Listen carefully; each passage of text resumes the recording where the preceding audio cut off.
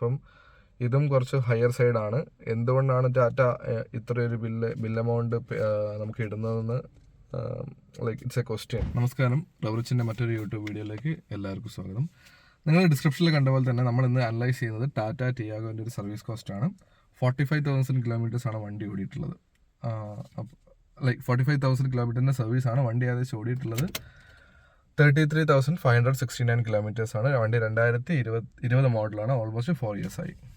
അപ്പോൾ നമുക്ക് total bill amount വന്നിട്ടുള്ളത് 11,748 ആണ്. 12,000 തന്നെ നമുക്ക് പറയാം. അപ്പോൾ പലർക്കുള്ള സംശയമായിരിക്കും, ഒരു 1.2 ലിറ്റർ നമ്മളൊരു hatch back, entry level hatch back വണ്ടിക്ക് 12,000 എന്തുകൊണ്ടാണ് വന്നിട്ടുള്ളത് എന്നുള്ളത്. അപ്പോൾ ആക്ച്വലി ഞാൻ പറയുകയാണെങ്കിൽ കോസ്റ്റ് കുറച്ച് കൂടുതലാണ്. നമുക്ക് ബില്ലൊന്ന് അനലൈസ് ചെയ്യാം. ഫസ്റ്റ് നമുക്ക് നമ്മൾ ഇതിൽ ബ്രേക്ക് പാഡ് റീപ്ലേസ് ചെയ്തിട്ടുണ്ട്. അപ്പോൾ അതിന് വന്നിട്ടുള്ളത് 2,532 രൂപ. കേബിൾ അസംബ്ലിക്ക് പ്രൈസ് എടുത്തിട്ടില്ല. ബ്രേക്ക് ഓയിലിന് 250 രൂപ. സർവീസ് കിറ്റിന് 1,077, അതായത് നമ്മളുടെ ഓയിൽ ഫിൽറ്റർ, പിന്നെ അതിൻ്റെ ബുഷ് കാര്യങ്ങളൊക്കെയാണ്.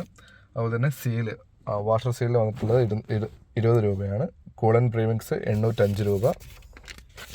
എൻജിൻ ഓയിൽ നമുക്ക് വന്നിട്ടുള്ളത് 2,051 രൂപയാണ്.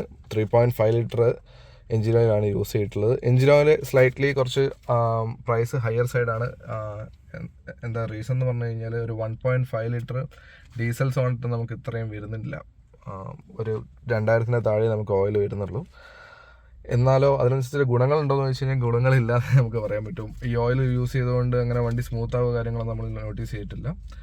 ലാമ്പ് നമുക്ക് ഒരു ലാമ്പ് അടിച്ചു വരുന്നത്, അതിൻ്റെ 140 ആണ് വന്നിട്ടുള്ളത്. വൈപ്പർ ബ്ലേഡ് നമ്മൾ റീപ്ലേസ് ചെയ്യാൻ പറഞ്ഞിരുന്നു, 577 ആണ്. നമ്മൾ ബോഷിൻ്റെ വൈപ്പർ പുറത്തുനിന്ന് മാറ്റുകയാണെങ്കിൽ നമുക്ക് തോന്നുന്നു കുറച്ച് ഒരു 300-200 രൂപയെ വരുന്നുണ്ടാവും. വാഷിംഗ് ആൻഡ് വാക്യൂമിന് 442 ആണ് വാങ്ങിയിട്ടുള്ളത്.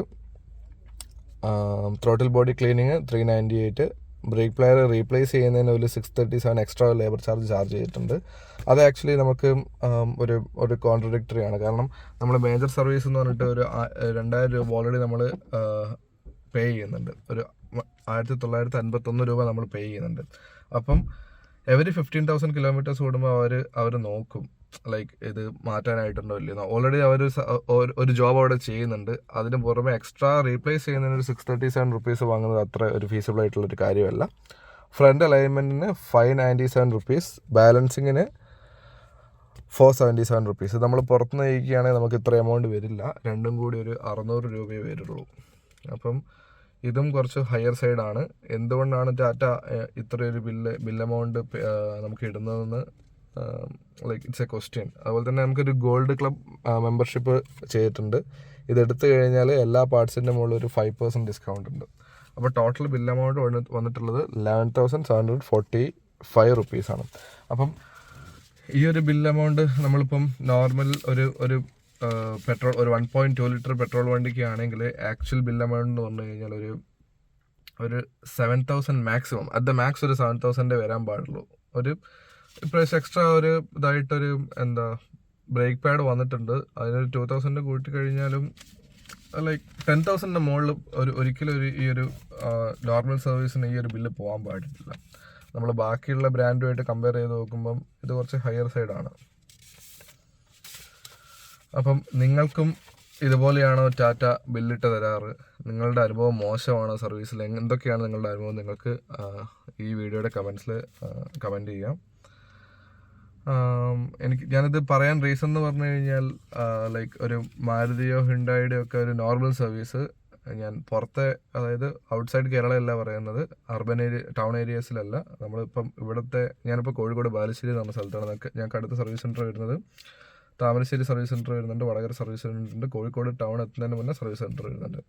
അപ്പോൾ ഞാനൊക്കെ മാരുതി വർഷങ്ങളായിട്ട് യൂസ് ചെയ്യുന്നുണ്ട്. അപ്പോൾ നമുക്ക് നോർമൽ ഒരു സർവീസ് കോസ്റ്റ് എന്ന് പറഞ്ഞു കഴിഞ്ഞാൽ ഒരു 6,000-6,500 ആൻഡ് ചിലപ്പോൾ അത്രയും ആവാറില്ല. നോർമൽ ഓയിൽ ചേഞ്ച് കാര്യങ്ങളൊക്കെയാണ് നമുക്കൊരു 4,000 റുപ്പീസ് മതി.